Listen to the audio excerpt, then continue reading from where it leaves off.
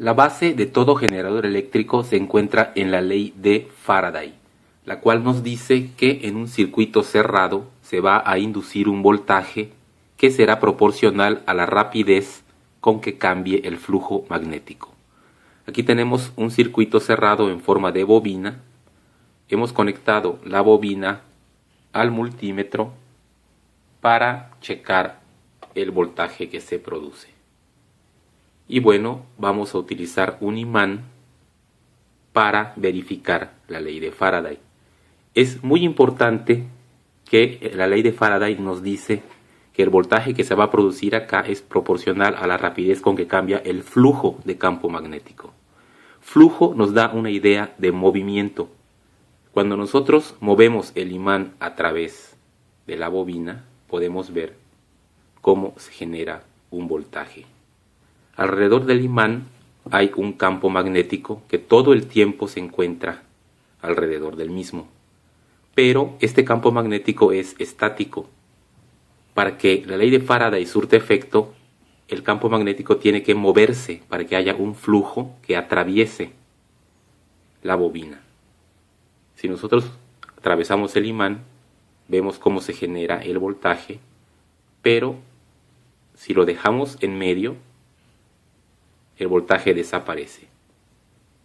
El imán tiene a su alrededor el campo está alrededor de la bobina, pero como no hay flujo, tampoco hay inducción de voltaje. Entonces, es importante que haya movimiento, ya sea que el imán se mueva a través de la bobina, o también podemos dejar fijo el imán y que la bobina sea la que se mueva. El efecto es el mismo, debe haber un movimiento relativo entre la bobina y el imán. Según lo que acabamos de ver, entonces, para hacer un generador eléctrico necesitamos tener una bobina y un campo magnético en movimiento que corte las espiras de la bobina. Podemos usar un imán y, por ejemplo, ponerlo en rotación al interior de la bobina. Tendremos un campo magnético rotatorio, el cual estará cortando las espiras y produciendo un voltaje en las terminales de nuestra bobina. Aquí ya hemos montado el imán sobre el eje de este pequeño motor eléctrico para hacerlo girar con mayor rapidez. Veamos cómo funciona. Conectamos el multímetro a las salidas de la bobina. Podemos ver cómo al girar el imán manualmente se obtiene un pequeño voltaje. Y ahora vamos a hacerlo girar conectando el motor eléctrico a esta pequeña batería. Y veamos qué voltaje genera nuestro generador casero. Obtenemos un poco más de 1.5 volts de corriente alterna. El hecho de obtener corriente alterna o directa dependerá de la forma en que se recolecta el voltaje de la bobina o bobinas, como veremos ahora. En el generador de corriente alterna tenemos un par de imanes, los cuales generan un campo magnético, dentro del cual hay una bobina en rotación. Cada uno de los extremos de la bobina está conectado a un anillo conductor. Tenemos además un par de escobillas, las cuales recolectan la electricidad que produce la bobina. Dado que la bobina está en rotación, cada vez que gira, invierte el sentido de la corriente, de manera que obtenemos corriente alterna a la salida del generador. Por su parte, el generador de corriente directa es muy similar al de alterna, pero a diferencia de este, solamente tenemos un anillo colector, el cual está partido por la mitad, de manera que tenemos dos semicírculos. Cuando la bobina gira y se invierte el sentido de la corriente, las escobillas cambian a la otra mitad del anillo colector, con lo cual la corriente también cambia de signo, de manera que siempre vamos a tener la misma polaridad en cada una de las escobillas y obtenemos corriente directa. En nuestro generador casero el imán rota y la bobina está estática, como en el esquema que se muestra. Sin embargo, también es posible tener a los imanes estáticos y lo que rote sea la bobina.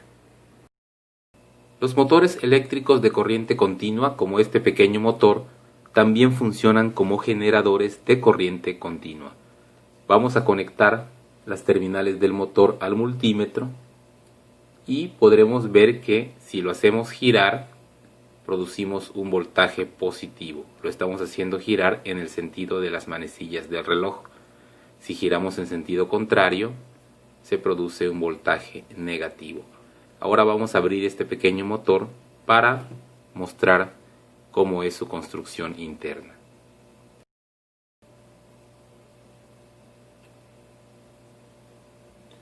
Vamos a ver en el interior del motor. Tenemos en primer lugar el embobinado. Aquí tenemos, este motor tiene 3 bobinas, que es donde se produce la energía eléctrica al cortar el campo magnético de los imanes que están aquí adentro.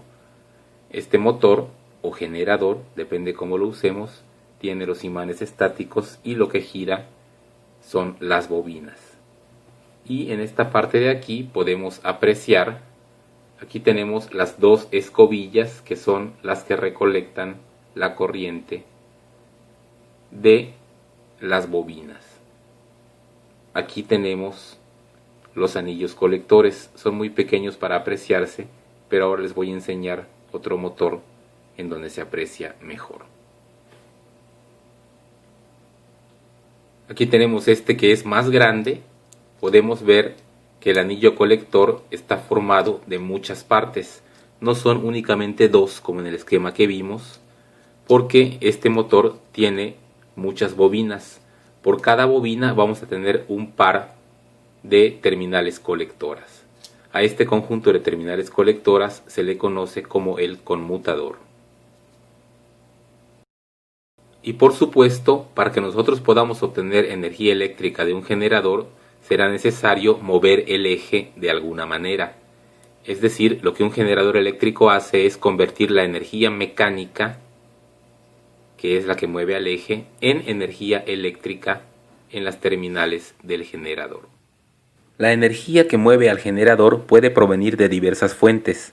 Puede ser la fuerza del viento, como en estos generadores eólicos, o también puede ser la fuerza del agua en estos generadores hidroeléctricos. También podemos quemar algún tipo de combustible para producir vapor, el cual mueve a una turbina de vapor que a su vez mueve el eje del generador. Lo importante aquí es que el generador en realidad no genera energía. La energía no se puede crear de la nada. Lo que el generador hace es convertir energía mecánica en energía eléctrica. Pero siempre debemos proveer energía al generador para convertirla en energía eléctrica.